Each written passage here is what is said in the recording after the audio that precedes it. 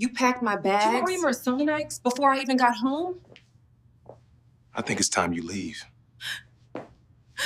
My bags were already packed when I arrived. I noticed them before I noticed anything else. 3 bags, stacked neatly beside the entry table. My husband was standing near the hallway wearing a shirt I had given him for his birthday. I remember thinking that was either coincidence or cruelty, and deciding it didn't matter which. What happened in that room over the next 20 minutes ended my marriage. What happened 11 weeks later ended something in all of them. I watched it happen from a television stage. And I felt nothing except clear. My name is Diane Calloway. I was 41 years old, and the founder of Meridian Structural Analytics, based in Seattle.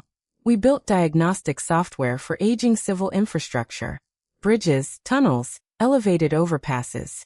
Our systems identified stress fractures, flagged load anomalies, and generated failure reports before hairline cracks became front-page disasters. State transportation departments and federal contractors used our platforms to make decisions that protected tens of thousands of lives daily. We were not the largest firm in the industry, but the engineers who relied on our software trusted it the way surgeons trust instruments. Without ceremony. Completely. 6 years before those bags were stacked beside that entry table, Meridian had existed inside a converted print shop that still smelled of machine oil and old ink. 3 employees. 2 laptops held together by electrical tape and stubbornness. I worked hours that made sleep feel like a rumor. I ate lunch at my desk every day for 2 years without resentment, because I was building something and I understood what it was going to become. That something was also meant to belong to my husband. His name was Roland. We met at an engineering symposium. He was presenting a paper on load distribution. I was in the 3rd row with a question that had been forming since slide 4. He answered it with a precision that bypassed his credentials entirely and landed somewhere more interesting.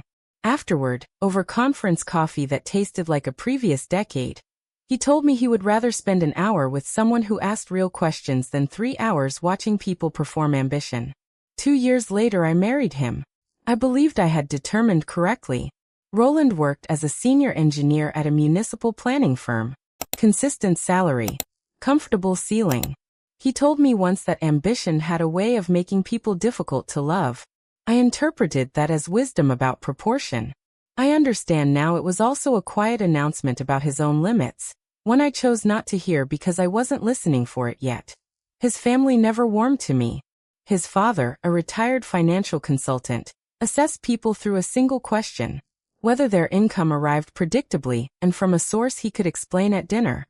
His mother constructed her disapproval carefully, using other women as building materials. A neighbor's daughter had made partner. A family friend's wife had published a well-reviewed book. She never placed me beside these women directly. She simply described them in rooms where I was present, and allowed the geometry to make her argument. Roland's older brother borrowed money from us twice. The second time I discovered it on a bank statement 3 weeks after the fact.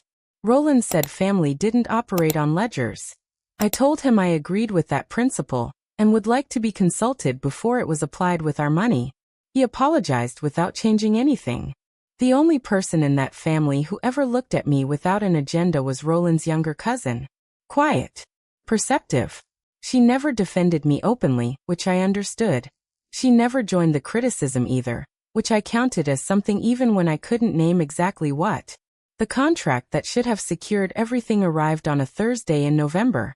A delegation from the Pacific Northwest Infrastructure Alliance watched our system perform a simulated stress event in real time. Sensor array flagged the anomaly. Data pipeline isolated the affected segment.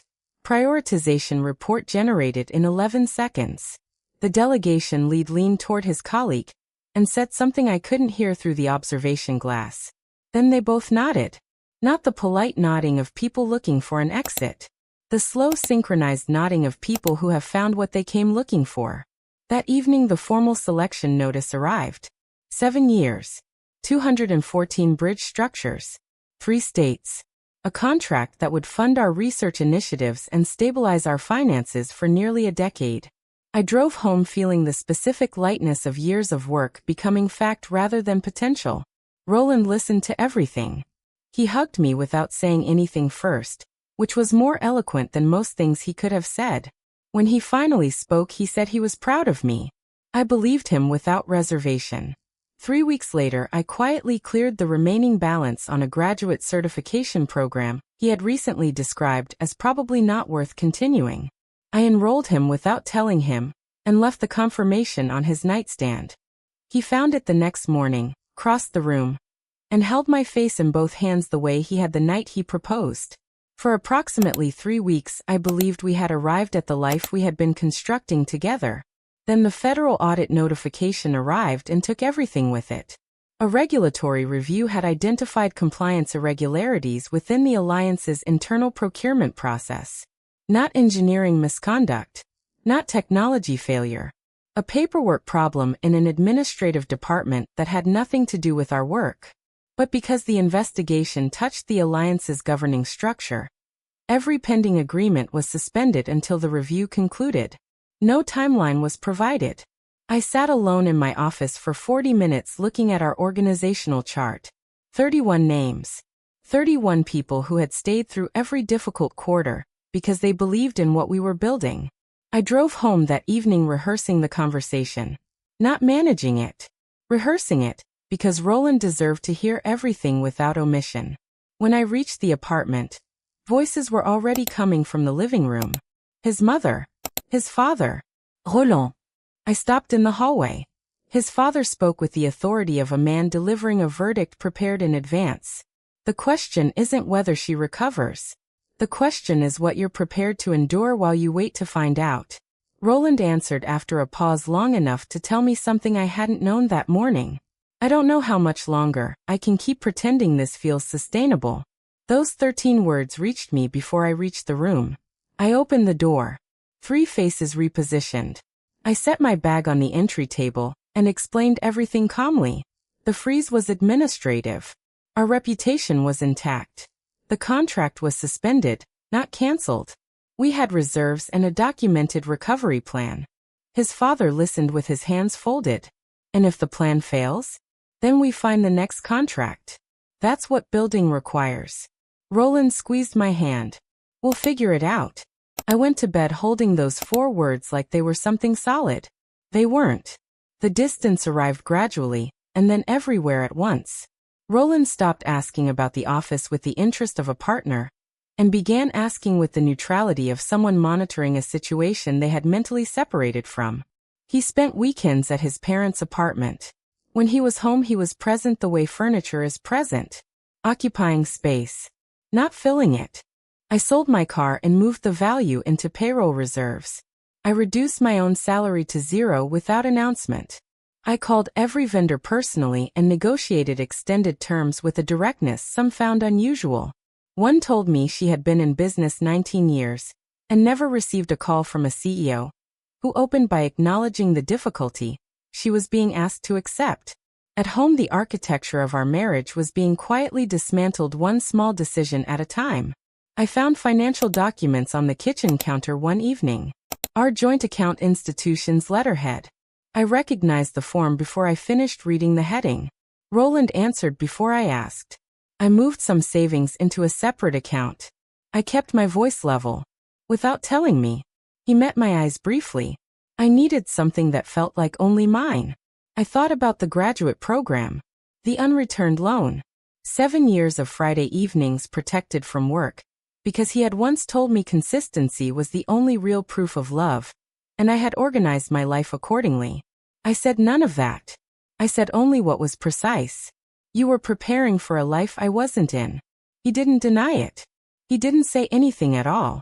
The Sunday they had chosen arrived under a flat gray sky that had no opinion about what was happening beneath it.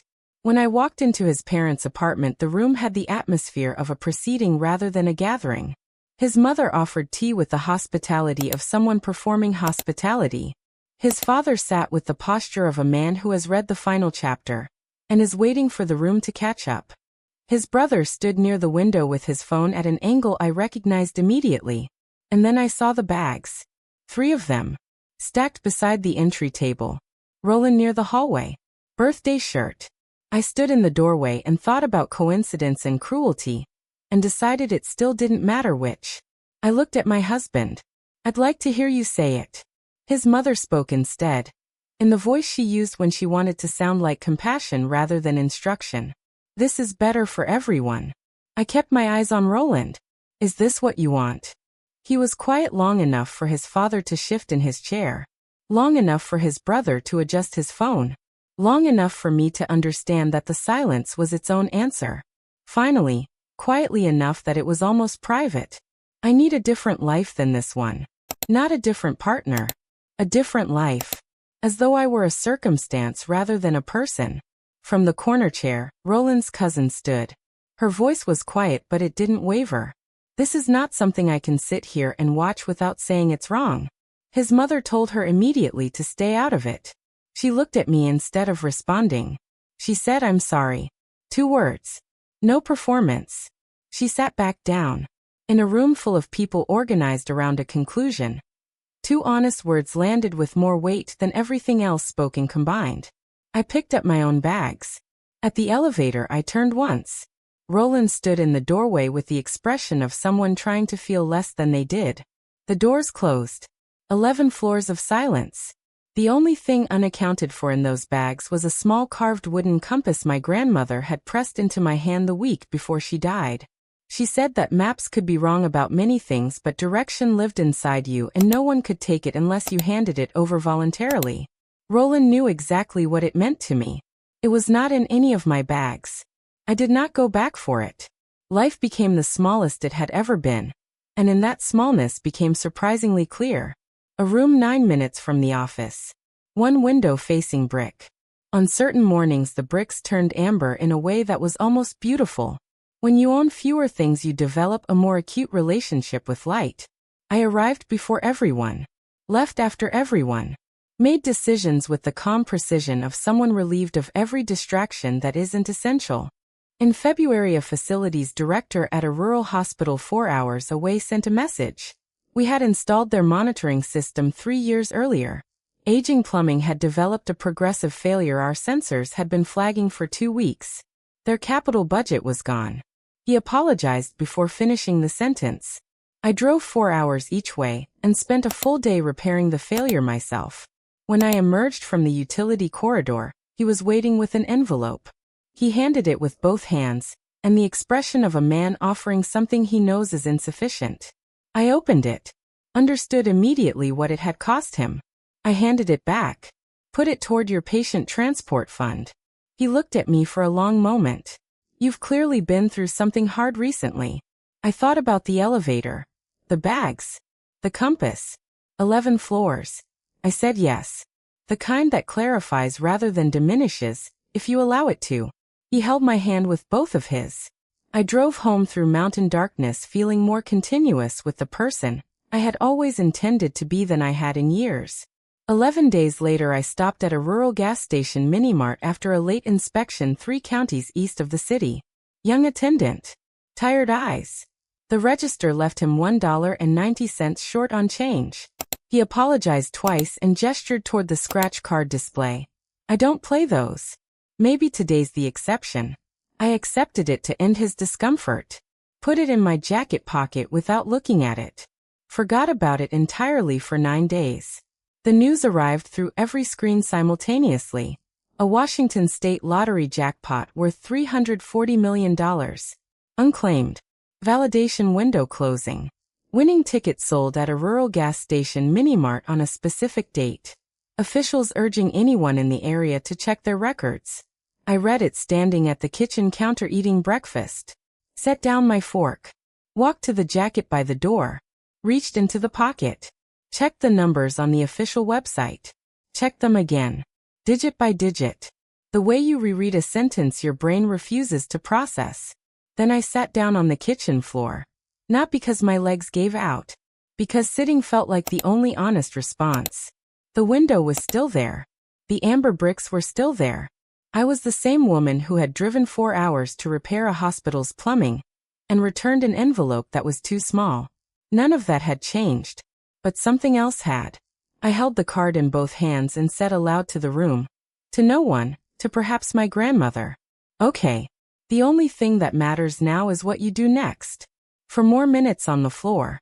Then I stood up, made a second cup of coffee, and began writing a list. I told no one for 12 days. The attorney I hired specialized exclusively in sudden wealth cases. She assembled a team around me. Tax strategist, trust attorney, forensic accountant, financial architect, security advisor. 7 hours in a windowless conference room on the first day. I listened to everything and asked questions that made two of them glance at each other with the expression of people quietly revising their expectations. The lump sum after taxation was considerably smaller than the advertised figure. It was also more money than I could spend responsibly across multiple lifetimes, which meant the only genuinely interesting question was what to build. Every outstanding vendor obligation at Meridian was cleared without notice or explanation.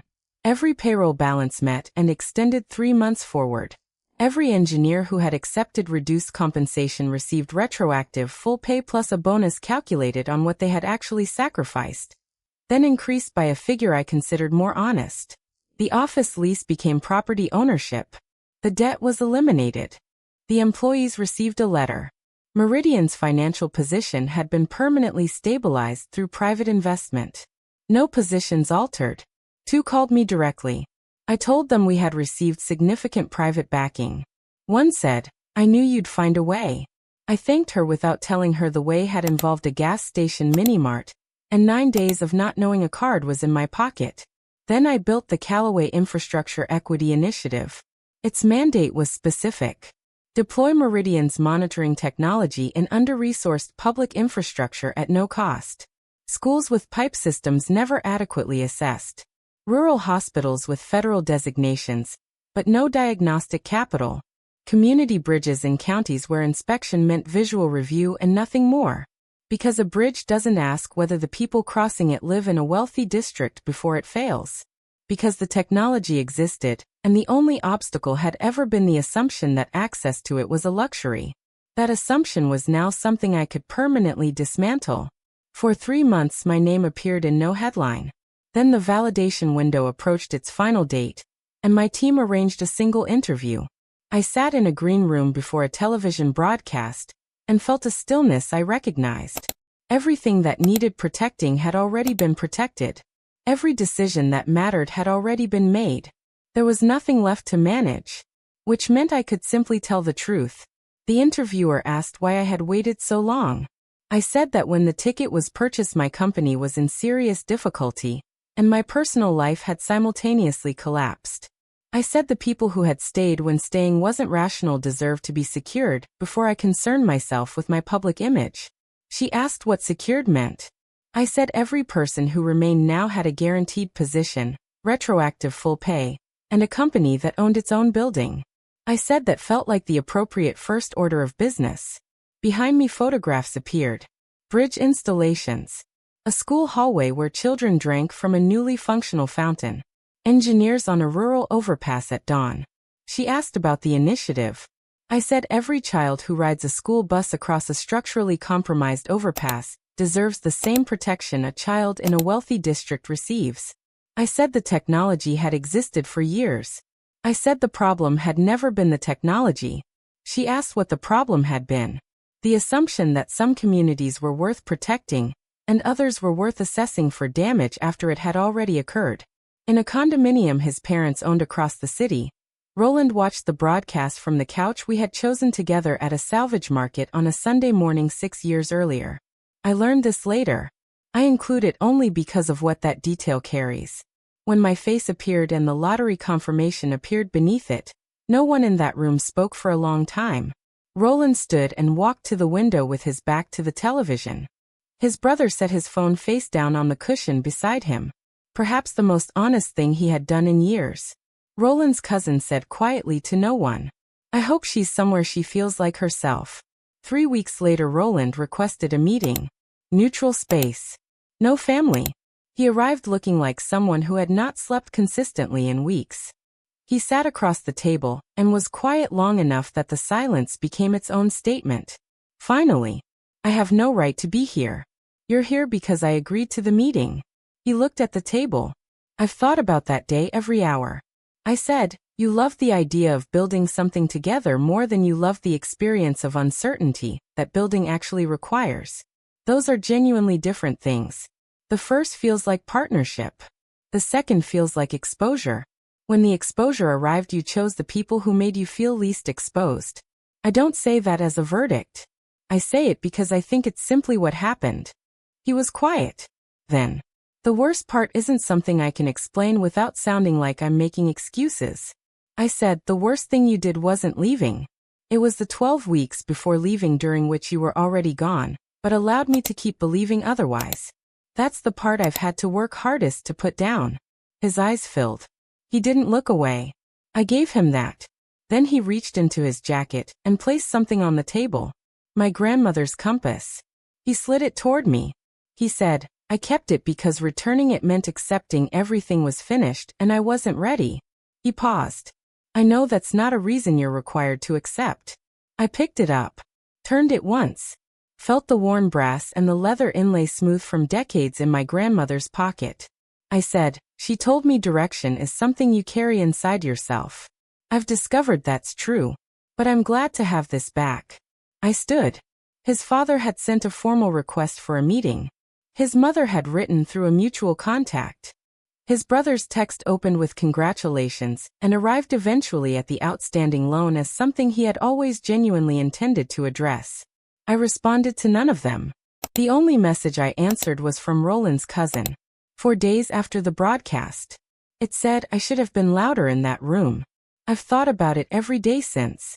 I hope you're somewhere that feels like yours. I replied with 3 sentences. I appreciate you saying that more than you know. You were the only person in that apartment I ever felt genuinely seen by. I hope you're well. On the morning the initiative's first project was dedicated, I drove myself to the ceremony. A rural middle school. Infrastructure deficit unaddressed for 11 years. Our system had been installed 4 months earlier. 6 weeks after installation, the sensors identified a contamination risk in the plumbing feeding the cafeteria. Repair completed in a single day. 412 students went to lunch the following Monday without knowing how close they had come to something that would have sent a very different kind of headline across every screen in the state. A 7th grader named Maya gave a speech she had clearly written herself and practiced until it sounded spontaneous.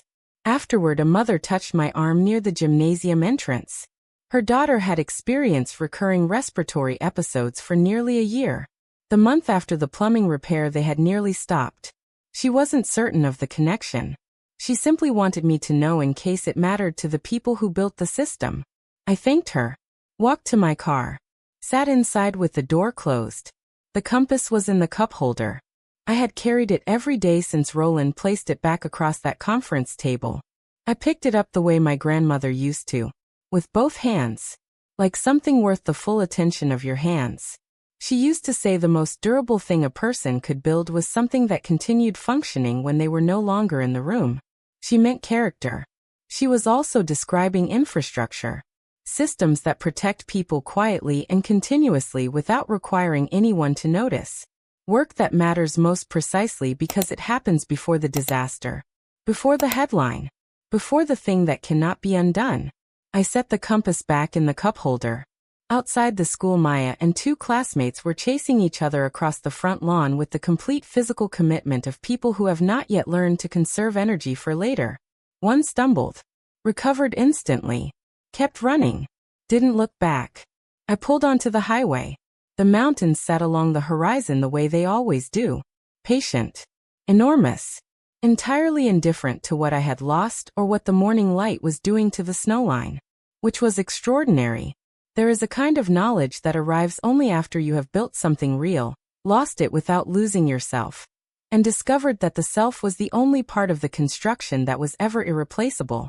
The night they stacked my bags beside that entry table, I stood in an elevator with 3 bags and the quiet of someone told, in the clearest terms available, that her value was conditional. The money changed what I was able to do. It did not change what I was inclined to do. Because the woman who drove 4 hours to repair a hospital's plumbing and returned an envelope too small to cover the invoice was the same woman who walked onto a television stage and explained that the first checks she signed went to the people who had stayed when staying wasn't rational. The compass confirmed what I already knew. Direction is internal. It does not require favorable conditions. It does not require an audience. It does not require anyone who left to return and acknowledge what they walked away from. It requires only that you carry it forward, every morning, into whatever the day has arranged. My grandmother understood that before I was old enough to ask the right questions.